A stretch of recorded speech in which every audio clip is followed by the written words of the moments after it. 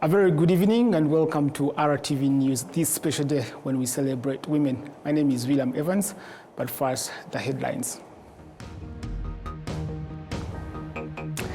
The First Lady, Janet Kagame, has urged women to invest in their mental health and personal growth as Rwanda joins the world to celebrate International Women's Day. While the Ministry of Agriculture and Animal Resources says that Rwanda is working closely with various international institutions to ensure that seeds produced in the country meet standards required for the international market. On the international scene, President Donald Trump has denied that the U.S. carried out a strike on a girls' school in Iran that killed 165 people.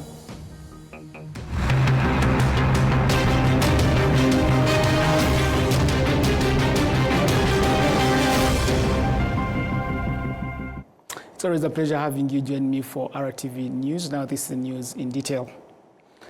President Paul Kagame has received at his office at Village Urugwiro the United Nations Residence Coordinator in Rwanda, Ozonia Ojello, who had come to bid him farewell after completing his duties in Rwanda.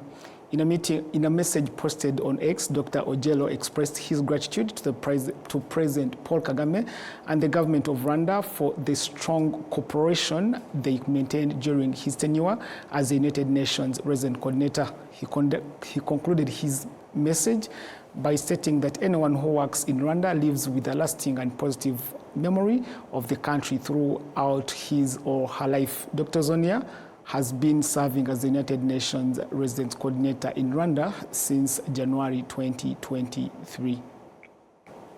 Now, on this International Women's Day, the President, His Excellency Paul Kagame, has wished women a happy celebration in a message he posted on his X, formerly Twitter account, and saying, we quote, "Happy International Women's Day. Today and every day, we celebrate the foundational role women continue to play in Rwanda's transformation. Your resilience, integrity, and leadership continues to affirm a simple truth. A nation can only truly progress when inclusion and equality are upheld in every sphere." End of quote. Now to more news, the First Lady Janet Kagame has urged women to invest in their mental health and personal growth as Rwanda joins the world in celebrating International Women's Day, a day that also highlighted the critical role women play in building families and driving national development. We do have details. As part of the celebrations, Her Excellency Janet Kagame this Sunday joined residents of the city of Kigali for public sports activity aimed at recognizing the role of women in national development. Women who took part in the activity, including those serving in security institutions, began with a walk before proceeding with the physical exercises. In her message shared on her X, formerly Twitter account, Her Excellency Janet Kagame wished women a happy International Women's Day and encouraged them to prioritize their mental health. Her message reads, "I urge you to carve your character carefully, define your boundaries, advocate for yourself and other women and girls, and protect your physical and mental health. And please, love yourself with the same gentleness you give to others, the same gentleness you wish and deserve to experience from the world. Happy Women's Day." This year's International Women's Day finds women in Rwanda satisfied with the opportunities provided by the country to advance themselves and support their families. Mcheshima Narin, one of the women who has created employment opportunities for herself and others through a beauty salon in Gasabo district in Kigali, commended the opportunities women have been given by Rwanda's leadership. I have about 12 employees, and they all have families they support. It's a joy we owe to the leadership of our country. Karambizi Karin, the head of the traditional dance troupe in Hindi, Namariza, and Uwihoreye Tufa, founder of the Dreams Facing Club, says that opportunities given to women have helped them progress and support others. It's an important thing for us as women to come forward and show our potential and ability instead of remaining lousing. You try to work hard for your family to be well, because if you have a good family, then your country is also good. I have been abroad over 20 times, and I have also participated in the Olympics in Paris 2024. As women, we no longer look down upon ourselves because we are indeed able. Now I'm inspiring youths so that they can also be able to grow their talents in the future. Meanwhile, the Minister of Sports thanked the country's leadership for valuing women, noting that it has enabled them to play a greater role in the country's development. We have continued living happily with the numerous opportunities available for us as women. Therefore, we continue encouraging participation in sports as we continue to celebrate the dignity of women that has been restored. Let's thank His Excellency for the continued support to women in our country.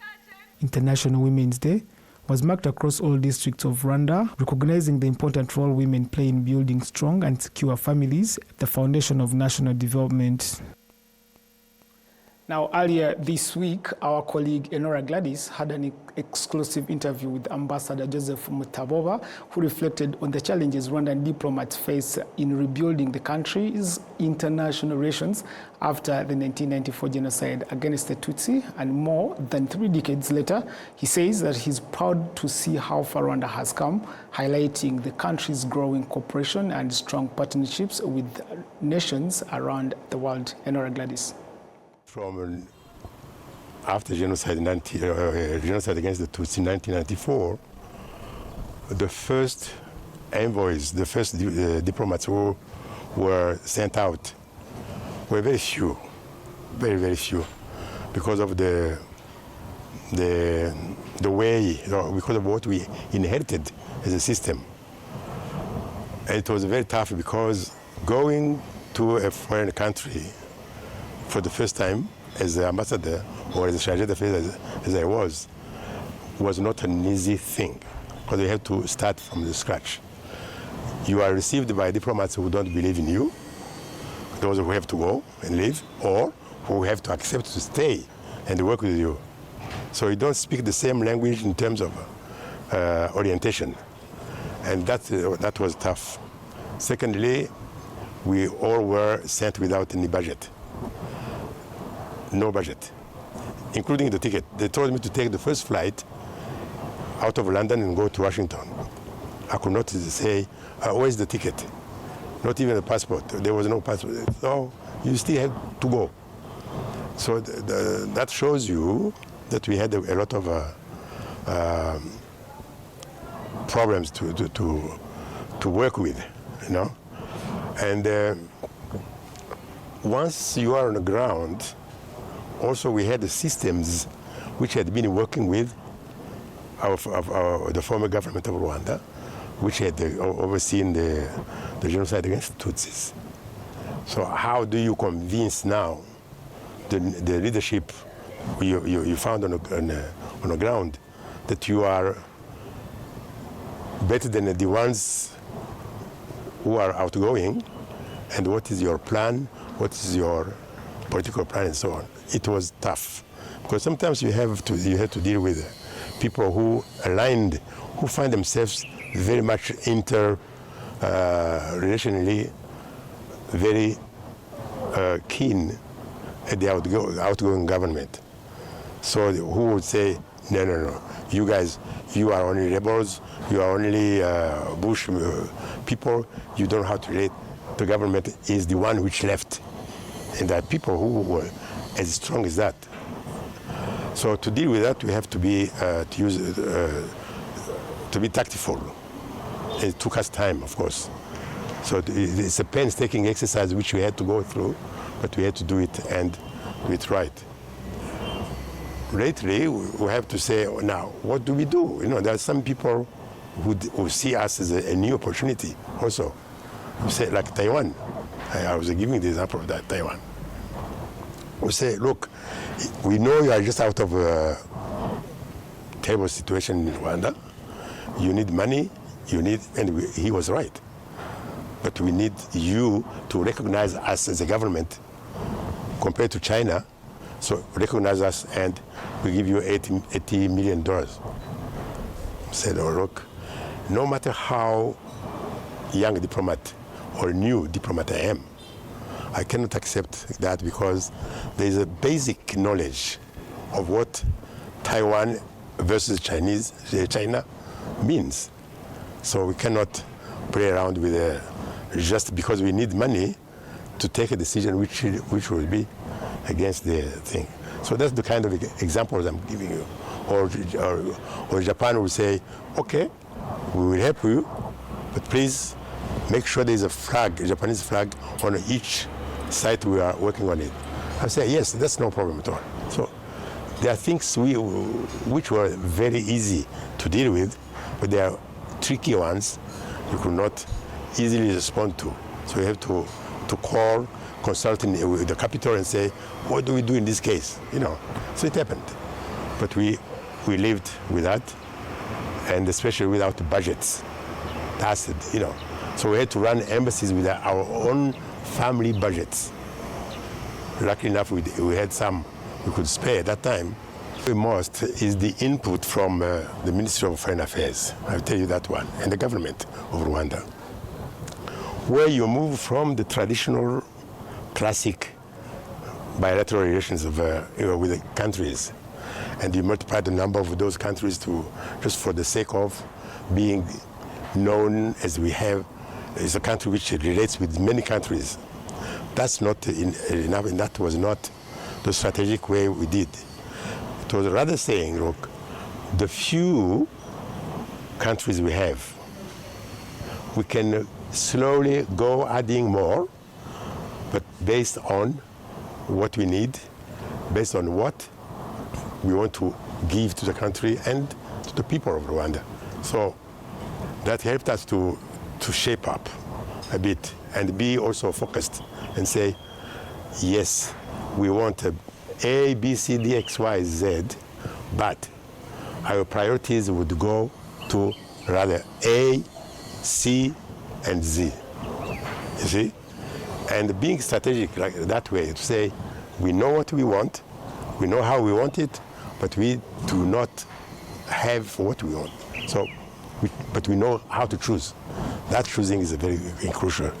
And it moved from the classic traditional relations towards the more focused economic focusing, which is very important. Because Rwanda is a country which is building itself. So we said, where do we need more inputs? Where do we need more partnerships other than aid? No, you know the policy Rwanda has vis-a-vis AIDS. Aid is something which should disappear. And thank God, the younger diplomats who came after us have done and are doing a very good job in that line. So Rwanda is partnering with those who really see us, you know, in the eyes of a good partners we have to do with. And we do business with them. That's the good focus. And I congratulate my fellow diplomats today who are still active. I mean, keep it up. Ambassador Joseph Mutaboba on the face of diplomacy right after the 1994 genocide against the Tutsi. Now let's turn to the Ministry of Agriculture and Animal Resources that says that Rwanda is working closely with various international institutions to ensure that seeds produced in the country meet standards required for the international market as part of the efforts to position the continent to have a stronger voice in the global seed trade. We do have details.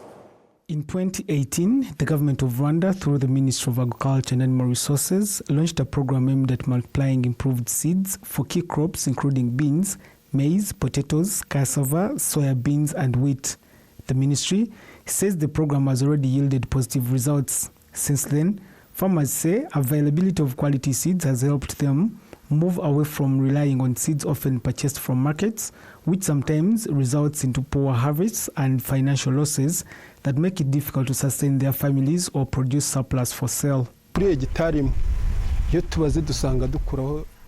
On 1 hectare, we harvest 6 tons. This is the reality, and we sell our produce to I&F company, and there has been growth. But before we used these improved seeds, we even struggled to produce what to eat.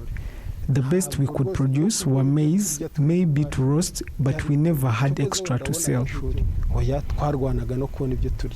The program has been implemented through a partnership between the government and the private sectors to ensure improved seeds are produced in large quantities and made accessible to farmers.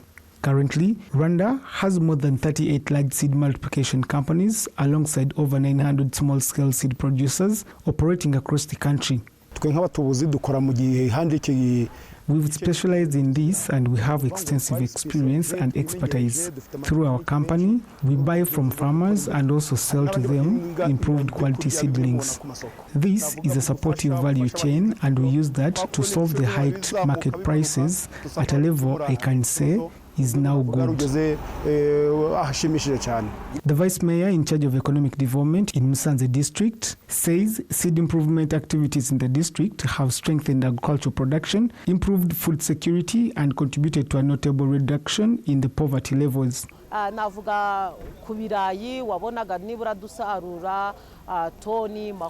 can speak about Irish potatoes. We used to harvest between 18 and 20 tons, but today we harvest 25 tons on 1 hectare of land.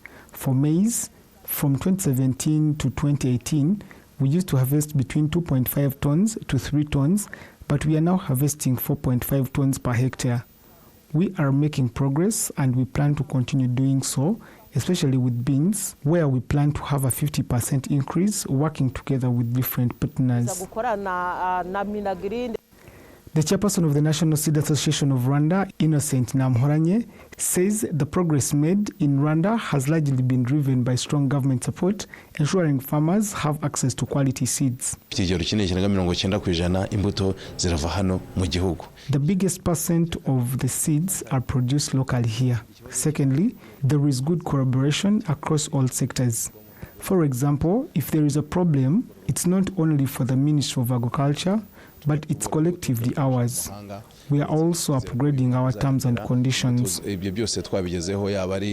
Meanwhile, Director General of Agriculture Modernization at the Ministry of Agriculture and Animal Resources, Dr. Patrick Karangwa, explains the steps Rwanda is taking to ensure the seeds produced locally can enter the international market. The global seeds market is valued at 60 billion and Africa has only 2%. This means the rest is shared by other powerful countries. There are international bodies that certify these seeds and we are in the process of getting all the accreditations and we hope that this will help us raise our standards so we can compete on the global market significantly. Rwanda previously spent more than 5 billion Rwandan francs importing improved seeds from abroad. However, the expansion of domestic seed multiplications, 85.7% of large-scale farmers now use improved seeds compared to 35.9% of smallholder farmers. If these improved seeds are widely adopted as planned, they are expected to help the government achieve one of its targets under the National Strategy for Transformation, NST2, increasing agricultural productivity by 50%. Now, students who are members of the Intellectual Property Club in schools across the country have participated in competitions that have selected those who will represent Rwanda at the African regional level. The schools took part in the competition include École des Arts de Nyundo, the Rwanda Coding Academy, Kigali Arts and Music School, École des Sciences de Byimana and Groupe Scolaire Saint-Pierre de Nhombo. And each of these schools presented a project demonstrating how it relates to the projection and the promotion of intellectual property. Agripio, an agriculture project that uses artificial intelligence, was developed by students from École des Sciences de Byimana, emerged as the overall winner. These schools had about 100 students who had spent time learning about intellectual property through their school clubs. École des Sciences de Byimana, as the national winner of the competition, is expected to represent Rwanda in Zimbabwe during a similar continental competition scheduled for April this year, where they will compete with teams from other African countries, including Ghana, Tanzania, Zambia, Gambia, and Libya. Let's go to the Ministry of Gender and Family Promotion that has called on partners and government institutions involved in promoting the welfare of residents to intensify efforts aimed at preventing teenage pregnancies, combating drug abuse, and protecting young people from HIV/AIDS. The 7th Demographic and Health Survey, DHS7, conducted in 2025 indicated that the rate of teenage pregnancy has increased to 8%, up from 5% recorded in 2020. And this situation has prompted stakeholders who closely monitor the welfare of residents to state that government institutions and their partners should strengthen their efforts in addressing challenges, particularly affecting young people. I'm Dr. Ben Alexander Mozambizi. I stand for UNESCO here in Rwanda, especially for O3 program. Here we gathered with stakeholders and the government in various ministries to discuss on various issues regarding on early unintended pregnancies, how to fight against HIV and GBV, and we are really here to have some recommendations so that we fight against these issues, especially for early unintended pregnancies. And we hope that because we have gathered all vice mayors in charge of social affairs, once they go there at the grassroots, they have to really cascade what recommendations which we are be going to take here, so that that issue has to be really resolved, and for the intention of reducing the rate which have been really high. You know that from the recent research, we are now at the 8%. So we are really committing the reduction of such kind of rate, so that in 2026 or 2027, really we reach at the lowest really sites like the advances of social media. Our young people receive false information from the social media instead of getting them from parents. It means that parents are not really having conversation, nice conversation or positive conversation with their children. So in such way, you know that we can't limit young people to from the social media. So they are always searching and searching. So if they get misinformation, that can really affect them in one way or another. This partnership is really, we call it parent-child communication. Parent-child communication, that is the model now we are reinforcing with the government and the Ministry of Education, Ministry of Health, Ministry of Gender and Family Promotion, so that really we reinforce the parent communication on SRHR to their children. Now, Rwanda Biomedical Center has established that by 2029, the country aims to reduce the rate of teenage pregnancy from 8% to 1%. Now that brings us to the end of tonight's bulletin. And of course, we are reminded that empowering women is not only a matter of equality, but a foundation for stronger societies. I'm William Evans. Have a good night. Goodbye.